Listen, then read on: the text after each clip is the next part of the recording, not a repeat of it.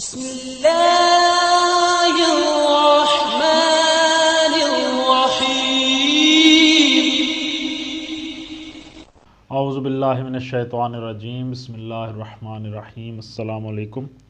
آج آپ کا میزبان ڈاکٹر کاشف بشیر تفہیم القرآن سیریز کی قسط نمبر 250 کے ساتھ آپ کے سامنے حاضر خدمت ہے، جس میں ہم انشاءاللہ العزیز سورہ الکہف کی آیت نمبر 60 سے لے کر 74 تک کا ترجمہ اور تفسیر آپ کے سامنے پیش کریں گے، اور اس حصے میں حضرت موسیٰ علیہ السلام کا ایک سبق آموز واقعہ بیان فرمایا گیا ہے۔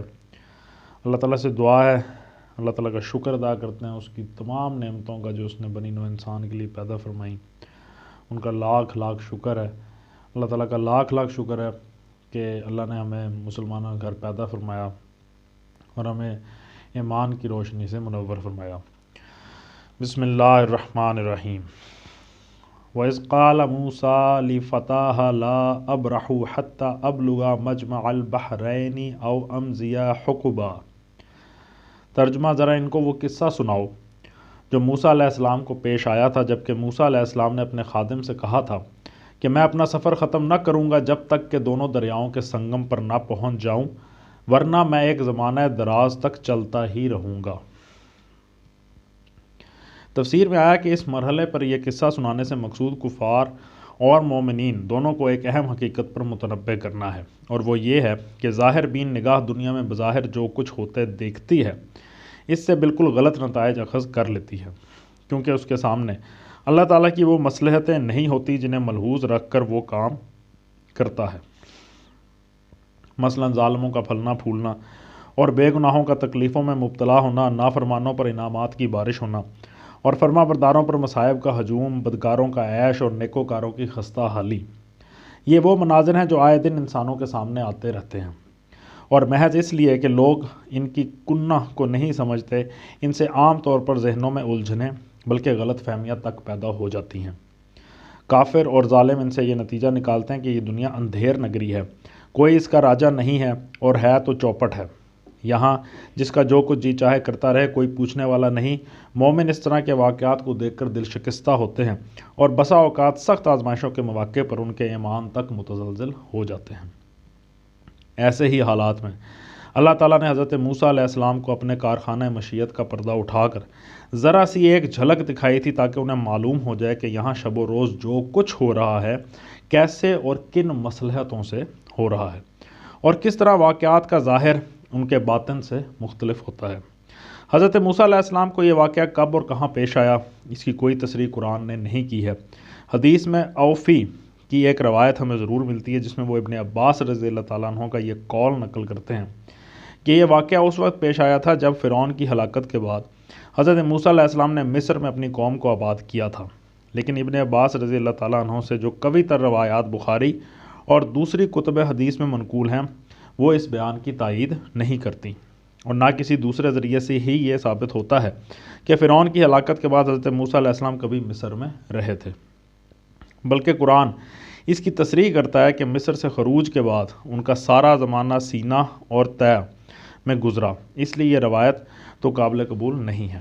البتہ جب ہم خود اس قصے کی تفصیلات پر غور کرتے ہیں تو دو باتیں صاف سمجھ آتی ہیں۔ ایک یہ کہ یہ مشاہدات حضرت موسیٰ علیہ السلام کو ان کی نبوت کے ابتدائی دور میں کرائے گئے ہوں گے، کیونکہ آغاز نبوت ہی میں انبیاء علیہم السلام کو اس طرح کی تعلیم و تربیت درکار ہوتی ہے۔ دوسرے یہ کہ حضرت موسیٰ علیہ السلام کو ان مشاہدات کی ضرورت اس زمانے میں پیش آئی ہوگی جبکہ بنی اسرائیل کو بھی اسی طرح کے حالات سے سابقہ پیش آ رہا تھا جن سے مسلمان مکہ معظمہ میں دوچار تھے۔ ان دو وجوہ سے ہمارا قیاس یہ ہے کہ والعلم عند اللہ کہ اس واقعہ کا تعلق اس دور سے ہے جبکہ مصر میں بنی اسرائیل پر فرعون کے مظالم کا سلسلہ جاری تھا، اور سرداران قریش کی طرح فرعون اور اس کے درباری بھی عذاب میں تاخیر دیکھ کر یہ سمجھ رہے تھے کہ اوپر کوئی نہیں ہے جو اس سے باز پرس کرنے والا ہو، اور مکہ کے مظلوم مسلمانوں کی طرح مصر کے مظلوم مسلمان بھی بے چین ہو کر پوچھ رہے تھے کہ خدایا ان ظالموں پر انعامات کی اور ہم پر مصائب کی بارش کب تک چلے گی؟ حتیٰ کہ خود حضرت موسیٰ علیہ السلام یہ پکار اٹھے تھے کہ اے پروردگار تو نے فرعون اور اس کے درباریوں کو دنیا کی زندگی میں بڑی شان و شوکت اور مال و دولت دے رکھی ہے، اے پروردگار، کیا یہ اس لیے ہے کہ وہ دنیا کو تیرے راستے سے بھٹکا دیں؟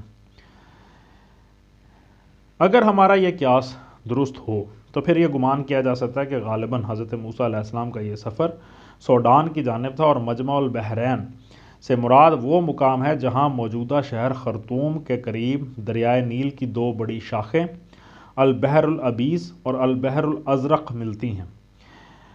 اور اس حوالے سے بائبل میں بالکل خاموش ہے اس واقعے کے حوالے سے، البتہ تلمود میں اس کا ذکر موجود ہے، مگر وہ اسے حضرت موسیٰ علیہ السلام کے بجائے ربی یہوحنان بن لاوی کی طرف منسوب کرتی ہے، اور اس کا بیان یہ ہے کہ ربی مذکور کو یہ واقعہ حضرت الیاس علیہ السلام کے ساتھ پیش آیا تھا، اور جو دنیا سے زندہ اٹھائے جانے کے بعد فرشتوں میں شامل کر لیے گئے ہیں اور دنیا کے انتظام پر مامور ہیں۔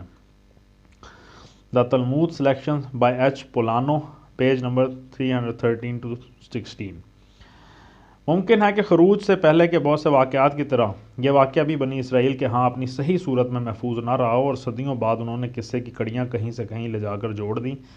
تلمود کی اسی روایت سے متاثر ہو کر مسلمانوں میں سے بعض لوگوں نے یہ کہہ دیا کہ قرآن میں اس مقام پر موسیٰ سے مراد حضرت موسیٰ علیہ السلام نہیں بلکہ کوئی اور موسیٰ ہیں۔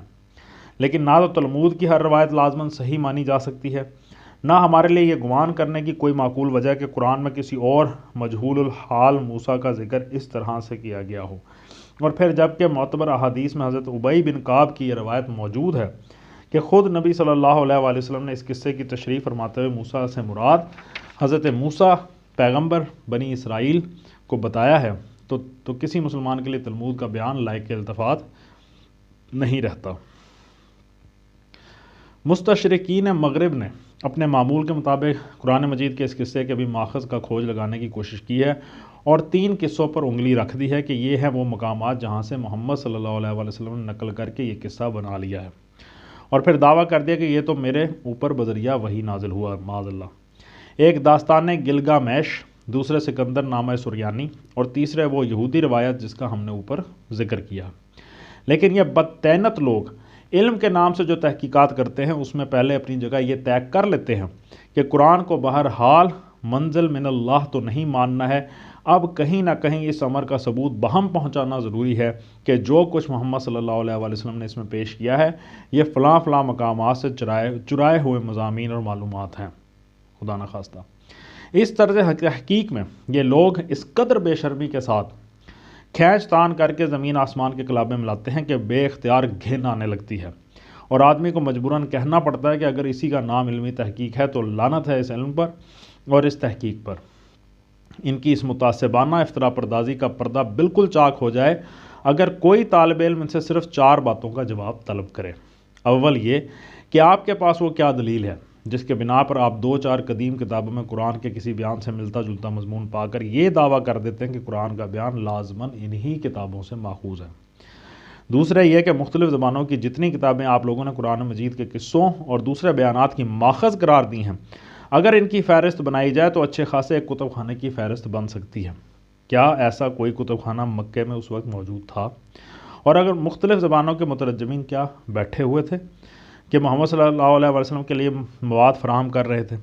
اگر ایسا نہیں ہے اور آپ کا سارا انحصار ان 2-3 سفروں پر ہے جو نبی پاک صلی اللہ علیہ وسلم نے نبوت سے کئی سال پہلے عرب سے باہر کیے تھے، تو سوال یہ ہے کہ آخر ان تجارتی سفروں میں حضرت صلی اللہ علیہ وسلم کتنے کتب خانے نقل یا حفظ کر لائے تھے؟ اور اعلان نبوت سے ایک دن پہلے تک بھی حضرت صلی اللہ علیہ وسلم کی ایسی معلومات کا کوئی نشان آپ کی بات چیت میں نہ پائے جانے کی کیا معقول وجہ ہے؟ تیسرے یہ کہ کفار مکہ اور یہودی اور نصرانی سب آپ ہی لوگوں کی طرح اس تلاش میں تھے کہ محمد صلی اللہ علیہ وسلم یہ مضامین کہاں سے لاتے ہیں۔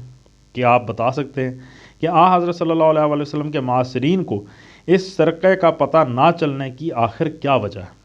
انہیں تو بار بار تحدی کی جا رہی تھی کہ یہ قرآن منزل من اللہ ہے، وحی کے سوا اس کا کوئی ماخذ نہیں ہے۔ اگر تم اسے بشر کا کلام کہتے ہو تو ثابت کرو کہ بشر ایسا کلام کہہ سکتا ہے۔ اس چیلنج نے حضرت صلی اللہ علیہ وسلم کے معاصر و دشمنان اسلام کی کمر توڑ کر رکھ دی تھی، مگر وہ ایک ماخذ کی بھی نشاندہی نہ کر سکے جس سے قرآن کے ماخوذ ہونے کا کوئی معقول آدمی یقین تو درکنار شک ہی کر پاتا۔ سوال یہ ہے کہ معاصرین اس سراغ رسانی میں ناکام کیوں ہوئے اور 1200 برس کے بعد آج ماندین کو اس میں کیسے کامیابی نصیب ہو رہی ہے؟ آخری اور سب سے اہم سوال یہ ہے کہ اس بات کا امکان تو بہرحال ہے کہ قرآن منزل من اللہ ہو اور وہ پچھلی تاریخ کے انہی واقعات کی صحیح خبریں دے رہا ہو جو دوسرے لوگوں تک صدیوں کے دوران میں زبانی روایات سے مسخ ہوتی ہوئی پہنچی ہوں اور افسانوں میں جگہ پا گئی ہوں۔ اس امکان کو کسی معقول دلیل کی بنا پر بالکل ہی خارج بحث کر دیا گیا ہے، اور کیوں صرف اسی ایک امکان کو بنائے بحث و تحقیق بنا لیا گیا کہ قرآن ان قصوں سے ہی ماخوذ ہوا جو لوگوں کے پاس زبانی روایات اور افسانوں کی شکل میں موجود تھے؟ کیا مذہبی تعصب اور عناد کے سوا اس ترجیح کی کوئی دوسری وجہ بیان کی جا سکتی ہے؟ ان سوالات پر جو شخص بھی غور کرے گا وہ اس نتیجے تک پہنچے بغیر نہ رہ سکے گا کہ مستشرقین نے علم کے نام سے جو کچھ پیش کیا ہے وہ در حقیقت کسی سنجیدہ طالب علم کے لیے قابل التفات نہیں ہے۔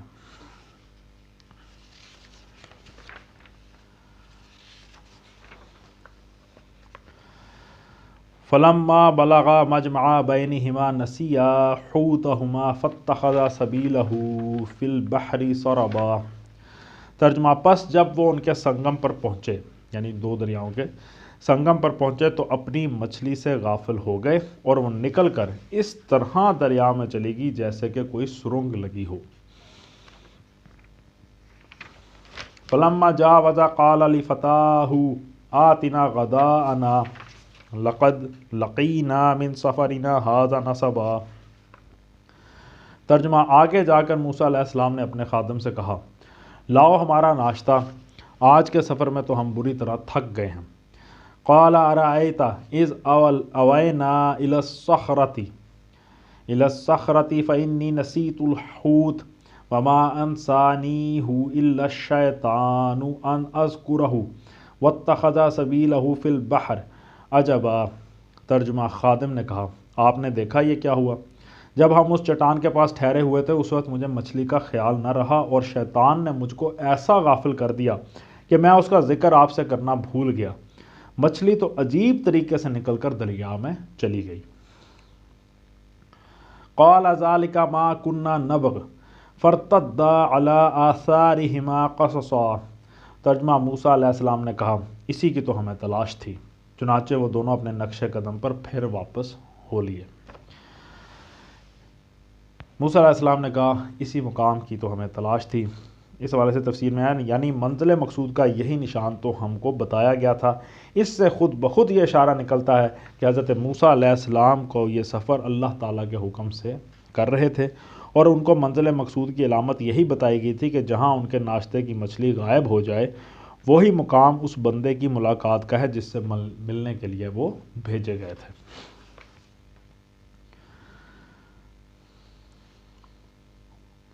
فوجد عبدا من عبادنا آتیناہ رحمتا من عندنا وعلمناہ من لدنا علما۔ ترجمہ، اور وہاں انہوں نے ہمارے بندوں میں سے ایک بندے کو پایا جسے ہم نے اپنی رحمت سے نوازا تھا اور اپنی طرف سے ایک خاص علم عطا کیا تھا۔ تفسیر میں آتا ہے، اس بندے کا نام تمام معتبر احادیث میں خضر بتایا گیا ہے، اس لیے ان لوگوں کے اقوال کسی التفات کے مستحق نہیں ہیں جو اسرائیلی روایات سے متاثر ہو کر حضرت الیاس علیہ السلام کی طرف اس قصے کو منسوب کرتے ہیں۔ ان کا یہ قول نہ صرف اس بنا پر غلط ہے کہ نبی صلی اللہ علیہ وآلہ وسلم کے ارشاد سے متصادم ہوتا ہے، بلکہ اس بنا پر بھی کہ سراسر لغو ہے کہ حضرت الیاس علیہ السلام حضرت موسیٰ علیہ السلام کے کئی سو برس بعد پیدا ہوئے ہیں۔ حضرت موسیٰ علیہ السلام کے خادم کا نام بھی قرآن میں نہیں بتایا گیا، البتہ بعض روایات میں ذکر ہے کہ وہ حضرت یوشع علیہ السلام بن نون تھے جو بعد میں حضرت موسیٰ علیہ السلام کے خلیفہ ہوئے۔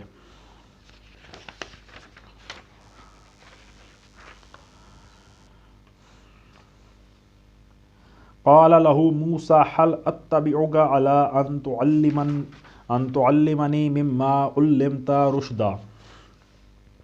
ترجمہ، موسیٰ علیہ السلام نے اس سے کہا، کیا میں آپ کے ساتھ رہ سکتا ہوں تاکہ آپ مجھے بھی اس دانش کی تعلیم دیں جو آپ کو سکھائی گئی ہے۔ قال انک لن تستطیع معی صبرا۔ ترجمہ، اس نے جواب دیا، آپ میرے ساتھ صبر نہیں کر سکتے۔ تصبر علی ما لم تحط به خبرا۔ ترجمہ، موسیٰ علیہ السلام نے ترجمہ، اور جس چیز کی آپ کو خبر نہ ہو آخر آپ اس پر صبر کر بھی کیسے سکتے ہیں۔ قال ستجدنی ان شاء اللہ صابرا ولا اعصی لک امرا۔ ترجمہ: موسیٰ علیہ السلام نے کہا انشاءاللہ آپ مجھے صابر پائیں گے اور میں کسی معاملے میں آپ کی نافرمانی نہ کروں گا۔ قال فإن اتبعتنی فلا تسألنی عن شیء حتی احدث لک منہ ذکرا۔ ترجمہ: اس نے کہا اچھا اگر آپ میرے ساتھ چلتے ہیں تو مجھ سے کوئی بات نہ پوچھیں جب تک میں خود اس کا آپ سے ذکر نہ کروں۔ فانطلقا حتى اذا ركبا في السفينة خرقها قال اخرقتها لتغرق اهلها لقد جئت شيئا امرا۔ ترجمہ: اب وہ دونوں روانہ ہوئے یہاں تک کہ جب وہ ایک کشتی میں سوار ہو گئے تو اس شخص نے کشتی میں شگاف ڈال دیا۔ موسیٰ علیہ السلام نے کہا آپ نے اس میں شگاف ڈال دیا تاکہ سب کشتی والوں کو ڈبو دیں، یہ تو آپ نے ایک سخت حرکت کر ڈالی۔ قال الم اقل انک لن تستطیع معی صبرا۔ ترجمہ: اس نے کہا میں نے تم سے کہا نہ تھا کہ تم میرے ساتھ صبر نہیں کر سکتے۔ قال لا تؤاخذنی بما نسیت ولا ترہقنی من امری عسرا۔ ترجمہ: موسیٰ علیہ السلام نے کہا بھول چوک پر مجھے نہ پکڑیے، میرے معاملے میں آپ ذرا سختی سے کام نہ لیں۔ فانطلقا حتى اذا لقيا غلاما فقتله قال اقتلت نفسا زكية بغير نفس لقد جئت شيئا نكرا۔ ترجمہ: پھر دونوں چلے یہاں تک کہ ان کو ایک لڑکا ملا اور اس شخص نے اسے قتل کر دیا۔ موسیٰ علیہ السلام نے کہا آپ نے ایک بے گناہ کی جان لے لی حالانکہ اس نے کسی کا خون نہ کیا تھا، یہ کام تو آپ نے بہت ہی برا کیا۔ صدق اللہ العلی العظیم۔ الحمدللہ آج ہم نے سورۃ الکہف کی آیت نمبر 74 تک کا ترجمہ اور تفسیر پر غور کرنے کی کوشش کی ہے، اور یہاں پہ ہمارا 15واں پارہ بھی مکمل ہو گیا ہے، اور اللہ تعالیٰ کا لاکھ لاکھ شکر ہے۔ اللہ تعالیٰ کی توفیق کے بغیر اس سلسلے کو جاری رکھنا بالکل ممکن نہیں تھا، یہ اس کی مہربانی ہے کہ اس نے ہمیں اس قابل سمجھا کہ ہم قرآن مجید کو پڑھنے کے قابل ہوئے۔